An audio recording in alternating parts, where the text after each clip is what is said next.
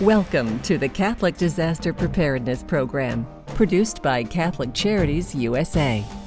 Catholic Charities USA is the official domestic relief agency of the United States Catholic Church. It serves individuals, families, and communities impacted directly or indirectly by disaster events, where there is a lack of sufficient resources to recover.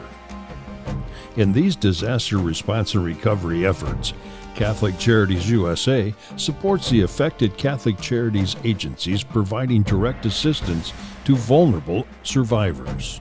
Assistance may include distribution of immediately needed goods and supplies, disaster case management, home repair, rebuilding, financial assistance, and other programs and services that enable long-term disaster recovery. In addition, Catholic Charities USA assists local Catholic Charities agencies by providing training and other resources to enhance disaster preparedness within their diocese. This program is called the Catholic Disaster Preparedness Program for individuals, families, parishes, and your local community. The Catholic Disaster Preparedness Program consists of a series of videos that guide training focused on our call to prepare as Catholic individuals and families for disasters and emergencies, prepare as Catholic parishes so that our sacraments and services will be available to those recovering, and prepare as Catholic members of the community to help all of our neighbors in time of crisis. Part 1 of the Catholic Disaster Preparedness Program is called Preparing Individuals and Families. It is offered here in our parish because we live in an area where natural disasters can happen. When we become better informed and prepare for disasters, we also will be able to expedite the disaster recovery process for ourselves and our families. Let us begin our program with a reading from the book of Genesis. It illustrates that God encourages people to prepare themselves for troubled times. During the 7 years of plenty, when the land produced abundant crops, Joseph collected all the food of these years of plenty that the land of Egypt was enjoying, and stored it in the cities, placing in each city the crops of the fields around it. Joseph collected grain like the sands of the sea, so much that at last he stopped measuring it, for it was beyond measure. When the 7 years of abundance enjoyed by the land of Egypt came to an end, 7 years of famine set in, just as Joseph had said. When all the land of Egypt became hungry, and the people cried to Pharaoh for food, Pharaoh said to all the Egyptians, "Go to Joseph and do whatever he tells you." When the famine had spread throughout the land, Joseph opened all the cities that had grain, and rationed it to the Egyptians, since the famine had gripped the land of Egypt. Preparing Individuals and Families addresses 5 topics covered in 2 video sessions.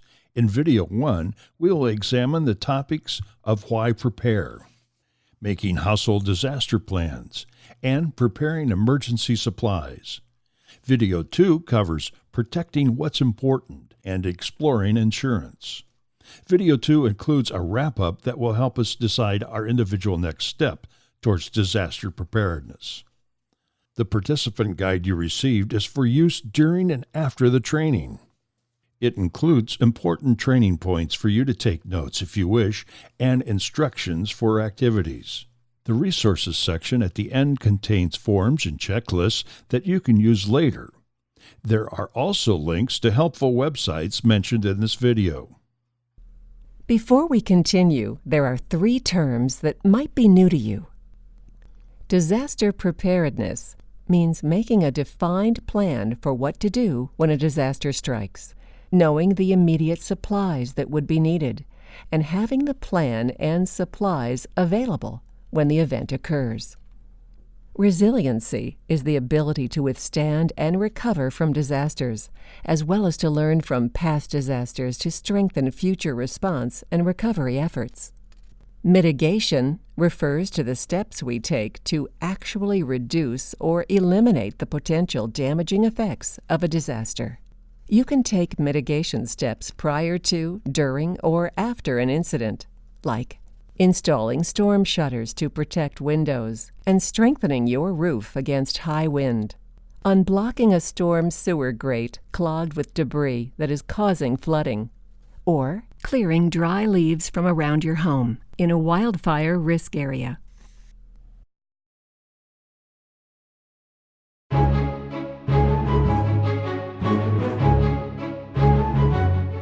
Why Prepare addresses our motivations for undertaking disaster preparedness, including the impact disasters have on us and our communities, and how Catholic disaster preparedness and Catholic social teaching are connected. Most of us are aware of the historic disaster events that have affected the area where we live. But if we have not experienced a disaster, or if a different hazard event occurs, it's difficult to envision the outcomes. To prepare ourselves and our families effectively, we have to consider how a disaster affects the whole community. As you watch the next series of images, please think about how these events would impact you, your family, your parish, and your community. Then we will pause this to discuss among ourselves.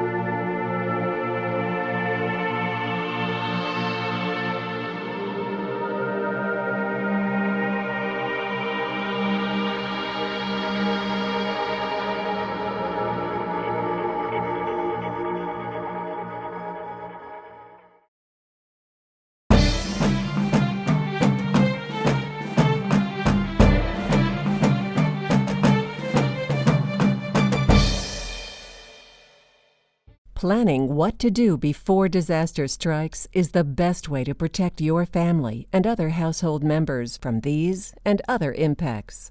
Through planning, we also build resiliency, which can reduce fear and anxiety and reduce potential damages. When we are more resilient, we are not only better prepared for a major disaster event, but we are also equipped to manage the many possible emergencies that can occur in our lives, like the loss of power, injury to a household member, or even loss of your identification, such as a driver's license, passport, or credit card. Catholic social teaching reminds us that we uphold the dignity of every individual and to serve with special care the poor and the vulnerable in our communities. We believe that a person is not only sacred, but social, and we understand that people have a right and a duty to participate in society, seeking together the common good.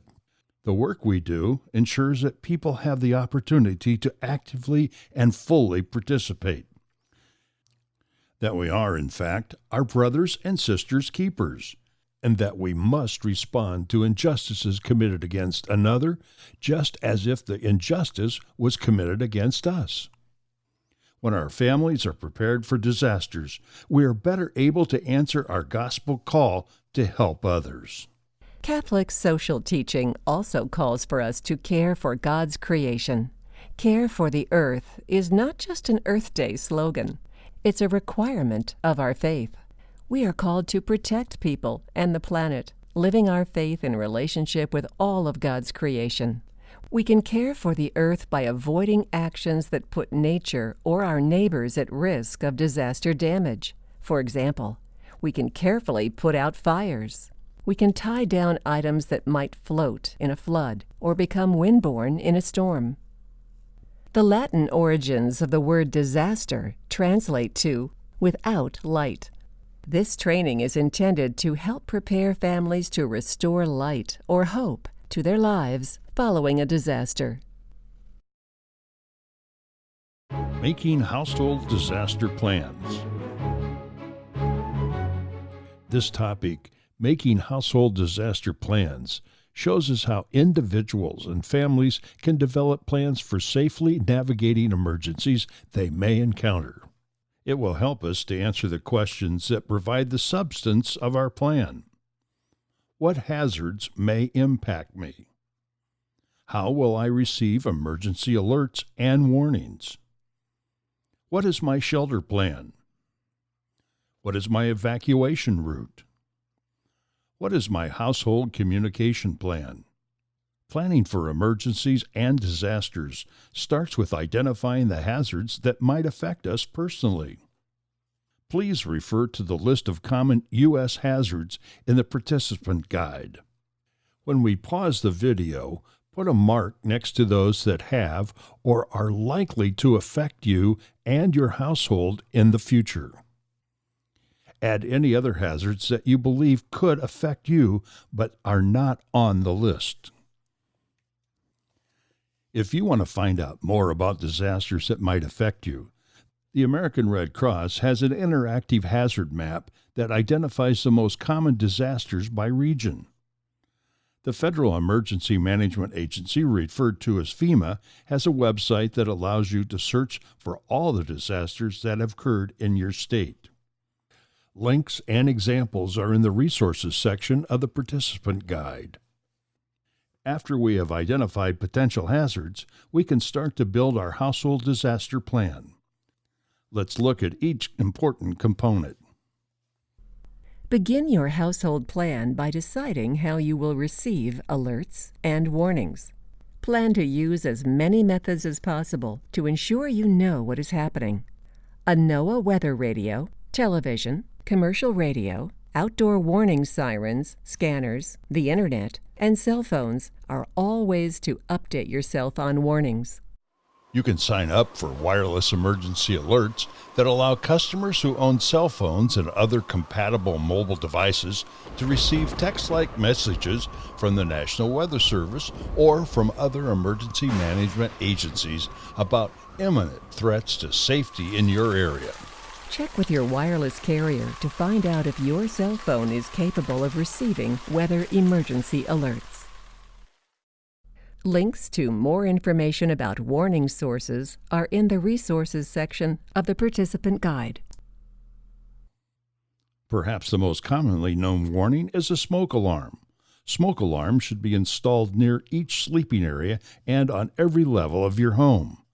The United States Fire Administration recommends testing smoke alarm batteries twice each month and changing the batteries twice each year. According to the National Fire Protection Association, a working smoke alarm reduces the risk of dying in a fire by 50%. Remember those with special needs when considering how alerts and warnings will be received. Deaf and hearing impaired people will need visual cues to receive warnings, and the visually impaired will need audible cues. What is my shelter plan? For many disasters, we have two options: stay or go. The stay option is called shelter in place. When working on your household plan, refer back to the list of hazards that may affect your household. Decide which situation may allow you to safely shelter in place and which ones require evacuation. Shelter in place is often the best option for heat, winter storms, tornadoes, and other severe windstorms. For extreme heat weather events, plan to shelter in an air-conditioned building as much as possible. For extreme cold, plan to shelter in a heated building. For severe wind events like tornadoes, shelter in place ideally means moving all household members to a safe room, built accordingly to strict design standards. Such safe rooms may be constructed in a basement, in the interior of a home or garage, or even away from the home. This footage from Newcastle, Oklahoma, demonstrates the value of tornado safe rooms.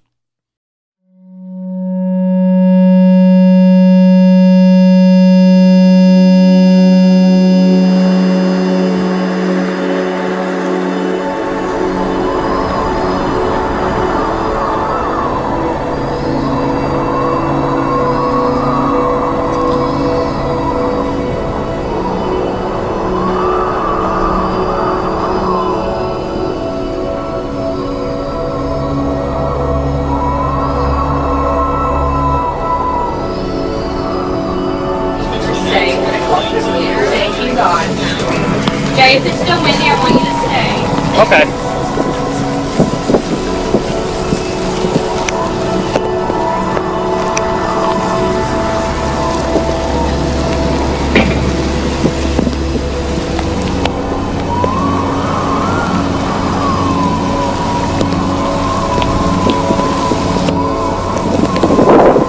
The Lord giveth and the Lord taketh away.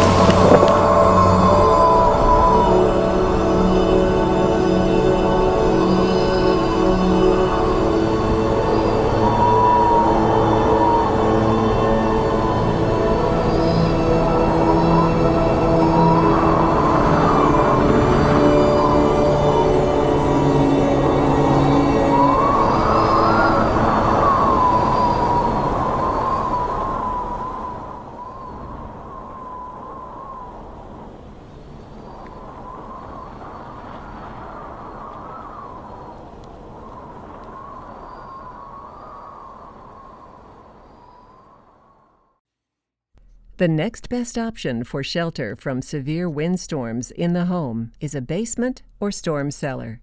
In a home with no basement or cellar, get to a small interior room on the lowest level with few or no windows. In either case, be clear in your household plan about the need to enter the safest room as soon as you are notified of a tornado warning. In an earthquake, shelter means drop, cover, and hold on until safe to go outside. Where would you shelter from high wind or earthquake damage in your home?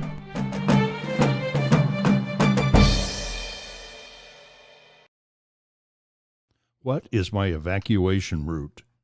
Evacuation means leaving the house. Depending on the hazard event, evacuation may mean moving not far from the house to a safe location, or it may mean traveling many miles to find safety. A fire emergency is one example of an event that would require the immediate evacuation of the household. According to the American Red Cross 2016 publication, fire experts agree that people may have as little as 2 minutes to escape a burning house before it's too late to get out. For a fire evacuation plan, draw a home floor plan and choose at least 2 escape routes from each room. In your plan, don't forget that individuals in your household may have unique needs or challenges that determine if an evacuation route is feasible. For example, a child might not be able to climb out of a second-story window, but an adult with no physical limitations could. Do not stay in a mobile home during a tornado. Mobile homes can turn over during strong winds. Even mobile homes with a tie-down system cannot withstand the force of tornado winds. Plan ahead. If you live in a mobile home, identify a nearby safe building where you can go as soon as you know of a possible tornado. If there is no shelter nearby, lie flat in the nearest ditch, ravine, or culvert, and shield your head with your hands. If you live in a tornado-prone area, encourage your local government or mobile home community to build a tornado shelter like this one in Tuscaloosa. If you are without air conditioning in a heat emergency, this may also become an evacuation rather than a shelter-in-place situation. For your plan, find out if the local health department has designated heat emergency shelters. Local authorities may order or recommend evacuation, for example, when homes are lower than an expected flood level. Wildfires are expected to spread to the area. An earthquake or other event has damaged or destroyed homes, or created risk of gas leaks or widespread fires. To prepare for a government-ordered evacuation, be familiar with designated evacuation routes leading out of town.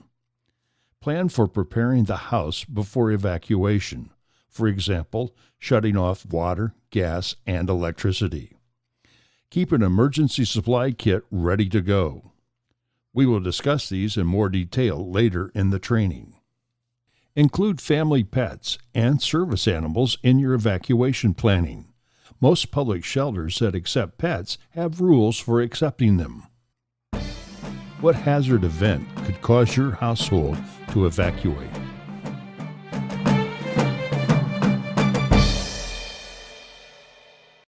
The Household Communication Plan is a part of the overall Household Disaster Plan.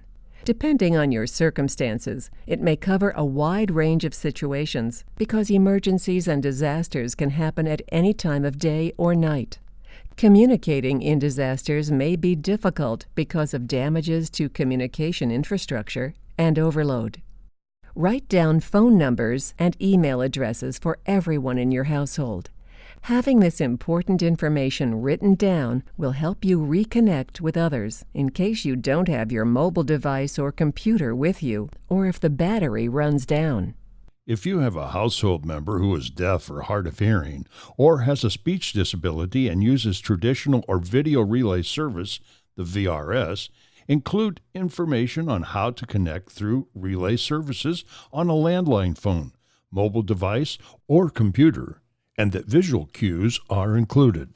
Find out about and include information about emergency procedures from each household member's school, child care, caregiver, and or workplace, and how to stay informed.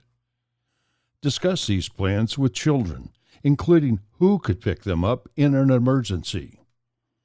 For children without mobile phones, let them know that they will be following instructions from a responsible adult, such as a teacher or principal. Identify someone outside of your community or state who can act as a central point of contact to help your household reconnect and include their contact information. In a disaster, it may be easier to make a long-distance phone call than to call across town because local phone lines can be jammed. Text messages are preferable for the same reason. Plan for household members to report to this contact on their well-being and location. Add other numbers to the emergency contacts list as needed, depending on your household's day-to-day circumstances. Suggestions are listed in the participant guide. Decide on and include safe, familiar places where your household can go for protection or to reunite. Make sure these locations are accessible for household members with disabilities or access and functional needs. If you have pets or service animals, pick animal-friendly locations if possible. If you live in an area where tornadoes, hurricanes, or other high-wind storms can happen, include the shelter-in-place location discussed earlier in the video. This is a place in your neighborhood where your household members will meet if there is a fire or other emergency, and you need to leave your home. Identify a familiar place that is close by. For example, a big tree, a neighbor's house, or a familiar location like your church or school. Having an out-of-town meeting place can help you reunite if a disaster happens and you cannot get home, or to your out-of-neighborhood meeting place, or your household is not together and your community is instructed to evacuate the area. This meeting place could be the home of a relative or household friend. Be sure to include the address of the meeting place and the ways you would get there. A sample template for the Household Communication Plan is included in the participant guide. Another option is the FEMA Family Preparedness Guide. The link is included in the Resources section of the participant guide. Make sure everyone has access to a copy of the Household Communication Plan. Provide everyone a copy to carry in his or her backpack, purse, or wallet. Post a copy in a central location in your home, such as your refrigerator or household bulletin board. Include a copy in every emergency kit. If you complete your household communication plan online at ready.gov/makeaplan, you can print it onto a wallet-sized card. After you've finished the communication plan, have regular household meetings to review and practice. A sample template for the Household Disaster Plan is included in the participant guide. A household disaster plan requires time and some diligence to put together, but it will keep your family safer when needed. After you have developed your plan, talk to your household members regularly about preparedness and how to respond calmly to emergencies. Discuss possible hazards and how you will know what is happening. Discuss what you need to do to shelter in place, leave your home, or evacuate your city. Go over the communication plan. Creating a disaster plan for your household is a major preparedness step. This topic, preparing household emergency supplies, will focus on building your supply kit or kits, addressing any unique household needs. What is an emergency supply kit? An emergency supply kit is a collection of basic items your household may need in the event of an emergency. FEMA, the agency responsible for coordinating federal government response to disasters, recommend that each household in the U.S. have enough food, water, and other essentials to be sufficient for 3 days or 72 hours without basic services. Keep emergency supply kits easily accessible whether you need to evacuate your home or shelter in place. It may be necessary to have multiple emergency supply kits per household located in various areas. For emergencies that require an evacuation, consider storing supplies in a lightweight bag such as a backpack or duffel bag. For an emergency requiring you to shelter in place, such as an ice storm or extended power outage, your kit may be larger or more easily stored in a plastic storage container.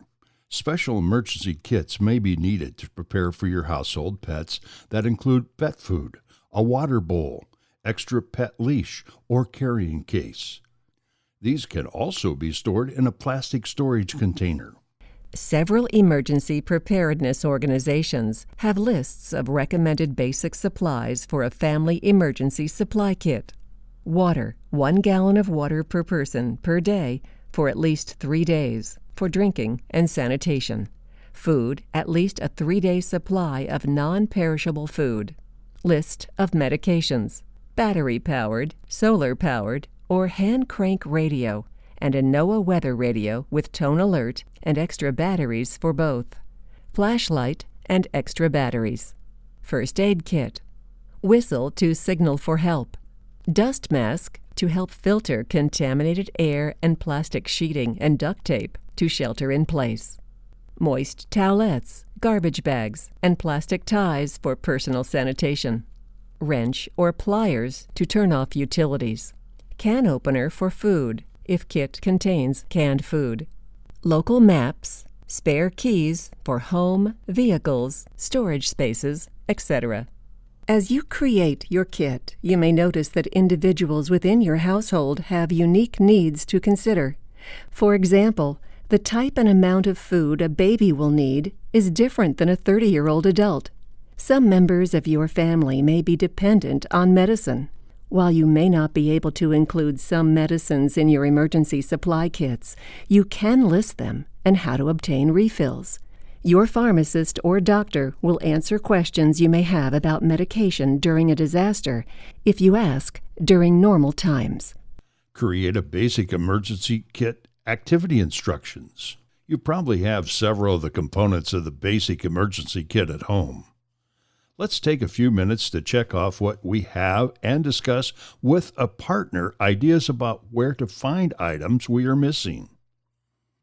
When we pause the video, please refer to the list of basic emergency kit supplies in the participant guide. Put a mark next to those items that you already have. Then compare your list with a partner and discuss where best to obtain the supplies you're missing. We'll resume the video in 7 minutes.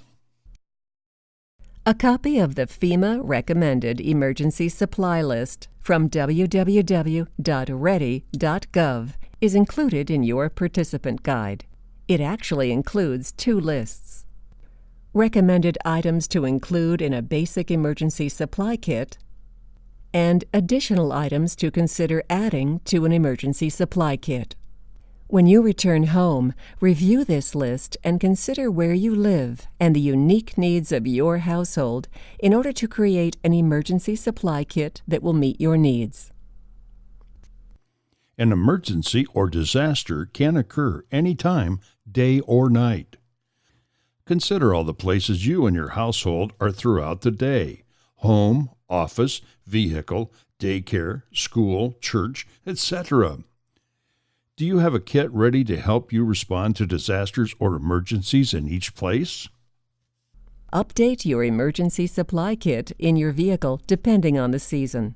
In the winter, you may need additional clothing, blankets, etc. in your vehicle. In the summer, it may be best to have additional water. Supplies for roadside emergencies should always be kept in the car. If a disaster occurs at work, do you have a contact list of emergency numbers to reach your spouse, child daycare provider, or other important people in your life?